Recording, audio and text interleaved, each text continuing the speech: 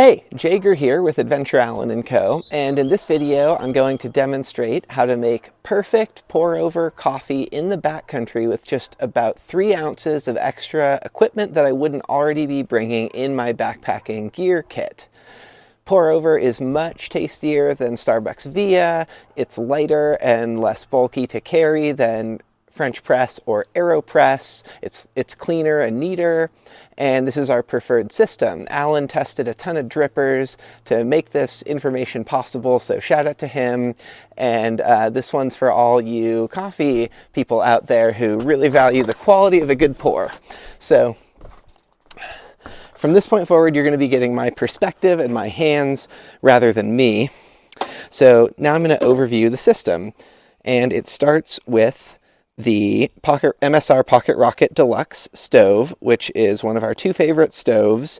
It is pressure regulated, high BTU output, wind resistant, and nests perfectly with our favorite heat exchanger pot with a neoprene sleeve, the Fire Maple Petrol G2, that further adds weather resistance, improves fuel efficiency, heat transfer by way of the heat exchanger. So let's get you on your mount. All right, so now that my stove's assembled, I'm going to get the water in there. Use your mug to measure out the amount you want. This will be a 12-ounce pour. Okay, get that into the pot.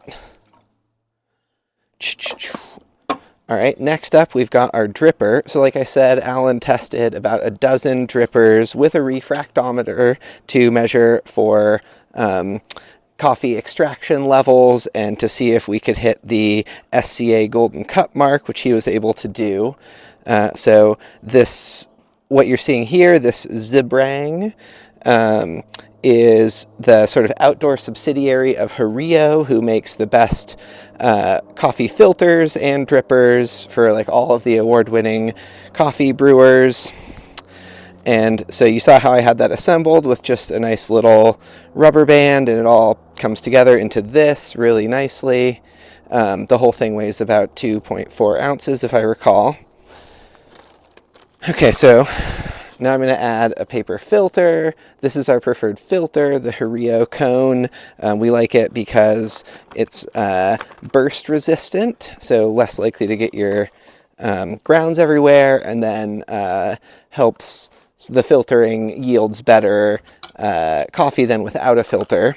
So I've pre-measured my grounds to know how much is in here, and we believe in the 15-to-1 ratio of coffee to water. So I've determined that each scoop of coffee grounds with my titanium long spoon is 6 grams, and I want 24 grams. So I'm going to get 24 grams in there. 6, 12, 18, 24. Okay. Get that nice. All right. I don't know about you, I think that last scoop was a little soft, so I'm just going to add a little more there. Okay, that looks better. These Mylar bags are really important. They keep the smell out, hold grounds, and keep them fresh, so all of your food won't smell and taste like coffee. I also use them to dispose of the grounds after, as you'll see. These paper filters from Hario are virtually weightless, really easy to carry just in any old Ziploc bag. All right, so I have my water, I have my grounds, I'm all set up. The stove boils super fast, so I'm going to get that going. All right, thank you, Pocket Rocket Deluxe. Okay, and then while that boils, we will talk about what I did at home. So I have my grounds measured out and ground with an at-home grinder. The lighter the roast, the better. The faster the grind is, there's a lower amount of time between pour over and grind, the better the coffee you will have. So I ground it right before I go into the back country, put it in one of these bags, and then that'll last me a few days. What else?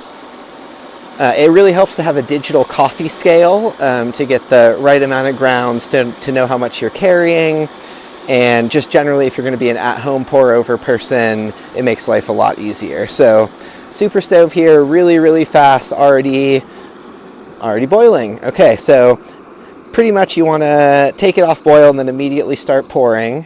So I'm going to start with the bloom just to get a little water in there and soak them for about 30 seconds. Okay. So I'm watching my watch here. The grounds will expand and bloom. This is always the first part of a pour over.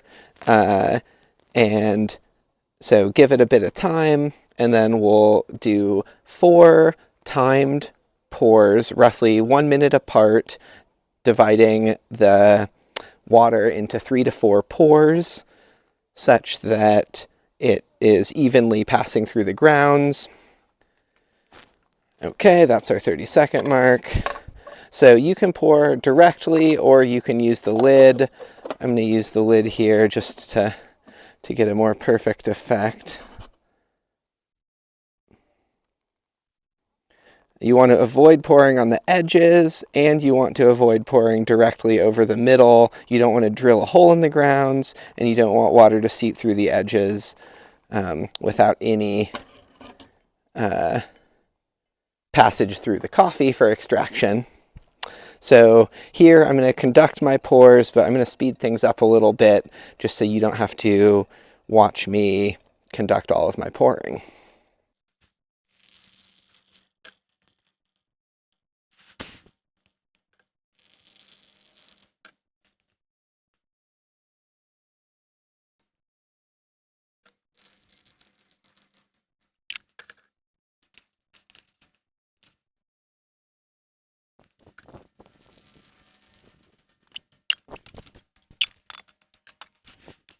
Okay, so as the pour over finishes draining, we nearly have ourselves a cup of coffee, and I will show you how we're going to dispose of the grounds. It's important not to just dump them in the backcountry or bury them. You really do want to pack them out. Grounds, despite being good compost, are highly acidic, and they aren't native to the alpine or desert or forest environments where you're going to take them and go backpacking. So important to leave no trace. And another reason we like these Hario filters is that they are more burst resistant. So I'm going to squeeze out a last few grounds here. Last of the water. Okay, good enough.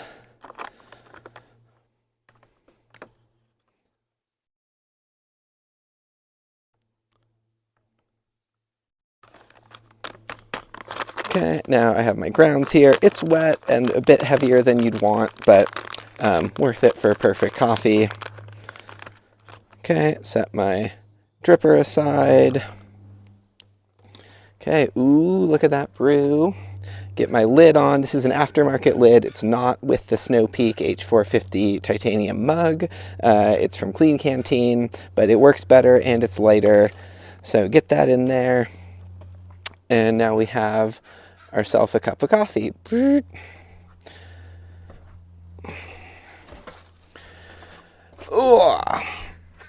Okay.